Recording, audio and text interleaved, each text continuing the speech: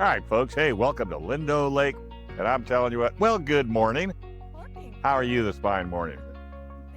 10 more laps. I'm counting. Me, I'll take the car. 2025 Lexus LC 500. This is a coupe model. You can also get it in a convertible. This has got the V8, 10-speed auto, rear-wheel drive, 471 horsepower. Got a growl. It's just a growl. It's not obtrusive, but man, it's nice. You got a couple of different modes. You can go into normal. You can go what they call Sport 1, Sport 2, and Comfort. And I tried them all. Comfort was a little bit too comfort. I know it sounds terrible, but it really was. That Sport 1, really nice. A little harder shifts in between the gears. Great acceleration. Not fantastic acceleration, but this is a car you need to put on your short list when you're getting ready to buy a luxury coupe. And there's not many coupes out there. BMW M Class, Mercedes SL Class. Yeah, they're a heck of a lot more expensive, but they're not as comfortable as riding in this. You're never going to catch either one of those cars in this car. I don't care what you do. Also, you have a hybrid model. If you're more concerned about maybe getting a little bit better fuel mileage, we'll run down the numbers on mileage a little bit later down the show. Now, you have a convertible and you have a coupe. And if you say, wow, I'd like to have a convertible hybrid, not going to happen because the top and the battery pack share the same spot. So there's just no way you can do it. So unfortunately, it is what it is. But I got to tell you, you get looks in this car. Copper Crest is the color. In the sunlight, this thing just pops. Remember I was talking about a couple weeks ago how I'd like to see some brighter colors coming out? Well, Lexus must have heard me. 21-inch tire wheel package. We'll go through all that as well. But the whole enjoyment in this car is driving it. Now, it's a coupe. It's low to the ground, so you'd think, this thing's going to be a real problem getting in and out of. Not really. The seats are bolstered, but they're not heavily bolstered. So it allows you to do that. All right, let's go ahead and take a walk around. We'll start at the nose and work our way back, and we'll show you some of the features of the 2025 Lexus LC 500 Coupe. All right, here we go. We're at the front end of the 2025 Lexus LC 500 Coupe. It's got that waterfall grill. Good morning, ladies. Good morning. Got the waterfall grill. Again, it's still out. People love it. People don't. But what are you going to do? You've got beautiful headlights, and they just do a phenomenal job on that type of lighting. You've got LED taillights, triple beam headlights that really, stand out. The sleekness of this car is really what does the trick. They put a lot of money into the tire and wheel package. Those are 21-inch tires and wheels. Michelin tires is all you'd want on that. Great sculpting. Look at that rear view mirror. I mean, triple color with the chrome and the black and these little winglets, believe it or not, are to they're to help keep the wind noise down because this car is extremely quiet. You've got a carbon fiber glass roof with shade. And no problem at all in the sun. You don't get glared inside. Door handles open rather uniquely. You just push this little button, and that shows that the door is unlocked on both sides. It'll also do it when you walk up. Now look at the size of this door. I mean, this is a door. But then again, you think, geez, that's going to be hard to get in and out of. Not really. It works out quite well because you can get into the seats. Lots of trim. You got leather. You got metal. Look at these door handles. I mean, this almost looks like, it looks like it's custom made. It's not, a little pull up or a push button. I mean, it just kind of gives you that really neat touch. I'm going to go ahead. I'll start it up so you can at least see the dash. And one thing they got rid of, thank you very much, was the touchpad.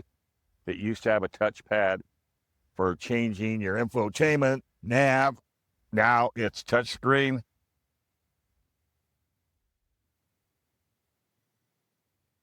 And So you can actually use voice activation, which is really nice. Now, if you listen real quietly, it's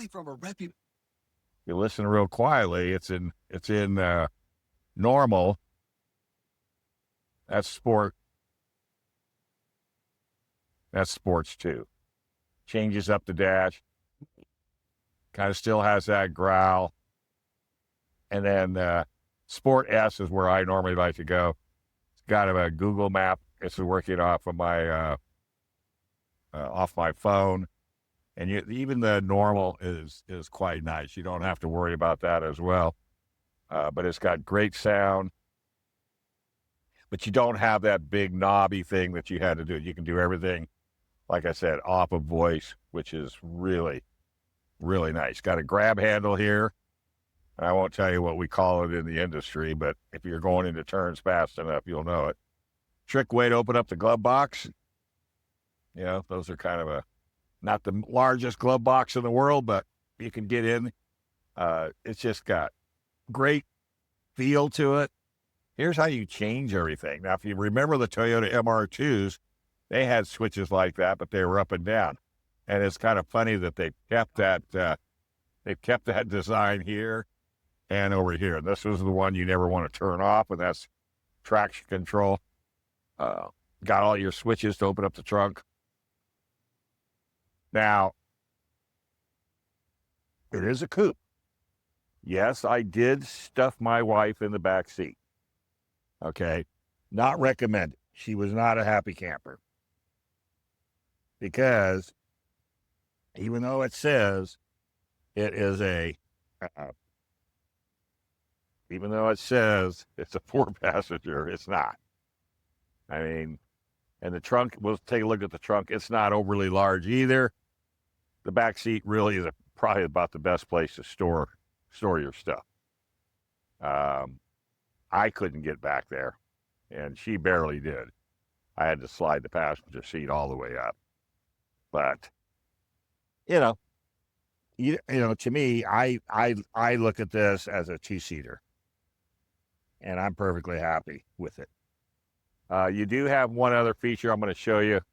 I'll have to start it up, and it would work, and that is it's just a little wing that comes up. If you're going up over 60, 70 miles an hour, maybe you're in a windy situation.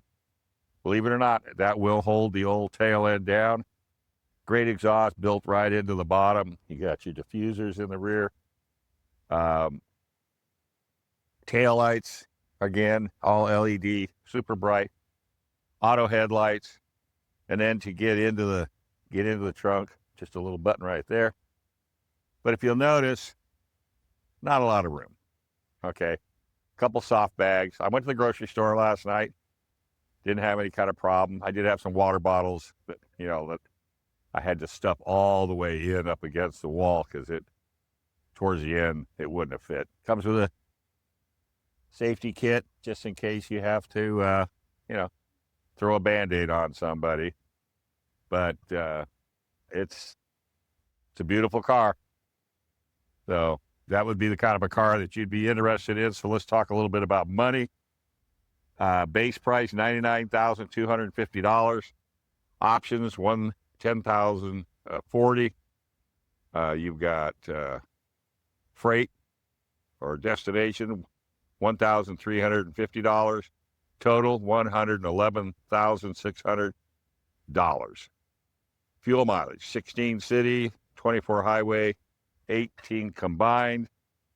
I've been averaging in the 20s. I don't drive it. I don't drive it like I stole it. I enjoy driving it. It makes it through the roads, and it's just a great car. So take a look at it. It'll be on my YouTube page here in a couple of days. Go at Mr. Dave Stahl on YouTube. Do a little radio interview on it on KCBQ AM 1170 at 2 o'clock on Sunday.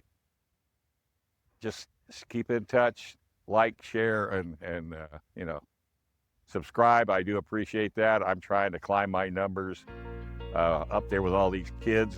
I have no idea what I'm doing, but all of a sudden they say I I'm doing good. So that's a wonderful thing. Hope you have an absolutely wonderful day. Keep the rubber side down and the shiny side up, and we'll see you down the road.